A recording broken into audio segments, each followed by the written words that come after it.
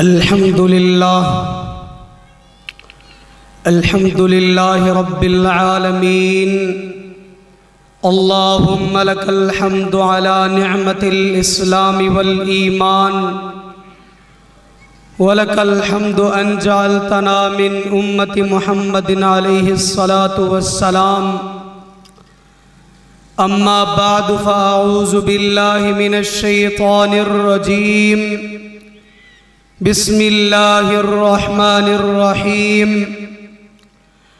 अल्लज़ीन युमिनून bill गैबि व युक़ीमूनस्सलाह व क़ाल रसूलुल्लाहि सल्लल्लाहु अलैहि वसल्लम अल ईमानु बिज़्उन व सबऊन शुअबतुन फ़अफ़ज़लुहा क़ौलु ला इलाहा इल्लल्लाह व अदनाहा इमाततुल अज़ा अनित तरीक़ वल हयाउ शुअबतुम मिनल ईमान।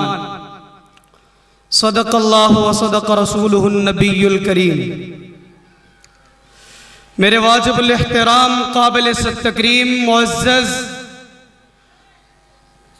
मुसलमान, मैंने आप हजरात के सामने एक आयत और रसूल कायनात सल्लल्लाहु अलैहि वालिहि वसल्लम की एक हदीस मुबारक बयान फरमाई।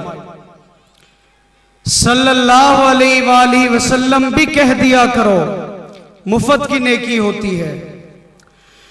मैंने हदीस मुबारक बयान की जिसमें सरकार दो आलम सल्लल्लाहु अलैहि वसल्लम ने फरमाया अल ईमान बिज़्उन व सबऊन शुअबतुन। ईमान के 70 से जायद शोबे हैं, ईमान की 70 से जायद शाखें हैं। मुसलमान का एहतराम ये ईमान का एक हिस्सा है। इकराम मुस्लिम ईमान का एक हिस्सा है। तहफ़्फ़ुज़ नामूसे रिसालत ईमान का हिस्सा है। तहफ़्फ़ुज़ नामूसे सहाबा ईमान का हिस्सा है। और दाढ़ी भी ईमान का हिस्सा है। रसूल कायनात सल्लल्लाहु अलैहि वसल्लम ने फरमाया औफ़िरुल लुहा वहफ़ुश शवारिब। फरमाया दाढ़ी को बढ़ाओ और मूछें कटाओ। भाई यही को थोड़ी कम कर दो, बात समझ आए जरा। दाढ़ी को बढ़ाओ और मूछें कटाओ, ये क्यों फरमाया? कहते हैं जब रसूल कायनात सल्लल्लाहु अलैहि वसल्लम अरब की तारीख धरती पर आए, देखा कुफ्फार और मुशरिकीन दाढ़ियां काटते थे, मूछें बढ़ाते थे, तब रसूल कायनात सल्लल्लाहु अलैहि वसल्लम ने अपनी प्यारी जमात सहाबा इकराम रज़ी अल्लाह ताला मजमाइन से कहा कि हम इनकी मुखालफत करेंगे। हमारा मजहब, हमारा कल्चर दाढ़ी को बढ़ाना है और मूछें कटाना है। इसलिए दाढ़ी भी ईमान का हिस्सा है। फिर फरमाया सियासत भी ईमान का हिस्सा है। सियासत भी ईमान का हिस्सा है। हदीस फरमाई अल अंबियाउ तसूसुहुम अला बनी इसराइल। अंबिया करम अलैहिमुस्सलातु वस्सलाम ने बनी इसराइल पर सियासत की है। गोया के मौलवियत सियासत का नाम भी है, मौलवियत रियासत का नाम भी है, मौलवियत हुकूकुल इबाद का नाम भी है, मौलवियत तहफ़्फ़ुज़ नामूसे सहाबा, तहफ़्फ़ुज़ नामूसे रिसालत का नाम भी है, मौलवियत पाकिस्तान की हुदूद की हिफाजत का नाम भी है। मेरे भाइयों, मैंने आप हजरात के सामने ईमान के कई शोबे जिक्र कर दिए।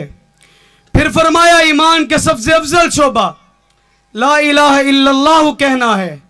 यह सबसे अफजल क्यों है, किस वजह से फरमाया कि ला इलाहा इल्लल्लाह ये ईमान का अफजल शोबा है? इस वजह से फरमाया कि ला इलाहा इल्लल्लाह कहे बगैर कोई शख्स मुसलमान नहीं रह सकता। जो शख्स ला इलाहा इल्लल्लाह नहीं कहता वो जन्नत में नहीं जा सकता।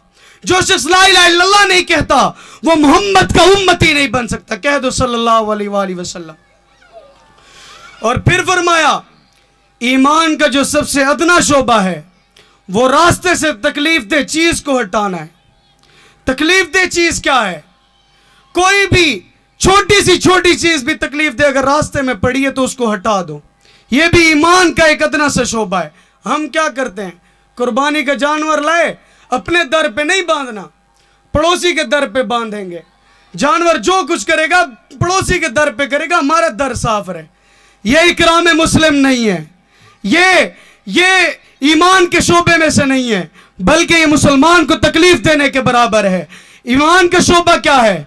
तकलीफ दे चीज को रास्ते से हटा देना, मुड़ भीड़ न लगाना, रास्ते में न खड़ा होना, रास्ते पर कोई सियासी जुलूस वगैरह न लेकर निकलना, ताकि आने जाने वालों को तकलीफ ना हो। जो चीज आप लेकर निकलें, जितना भी लाओ लश्कर अपना लेकर निकलें, रास्ते को देखकर निकलें, रास्ता भी छोड़कर जाएं।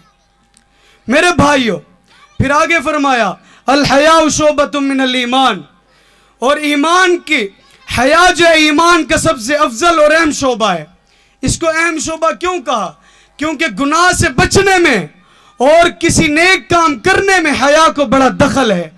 हया होगी तो नमाज पढ़ेंगे, हया होगी तो रसूल कायनात सल्लल्लाहु अलैहि वसल्लम की सुन्नतों पर अमल करेंगे, हया होगी तो नेकियां करेंगे। भाई ये हया का जो लफ्ज है हया, ये इंसान के अंदर फितरी तौर पर पाया जाता है। हम किसी बच्चे से अगर कोई गलत बात करते हैं, वो घर जाके सीधा बताता है, गोया कि हया जो है ये इंसान की फितरत में दाखिल है। मेरे भाई और रब्बे करीम से दुआ है अल्लाह हमें इस पर अमल करने की तौफीक नसीब फरमाए। वमा अलैना इल्लल बलाग।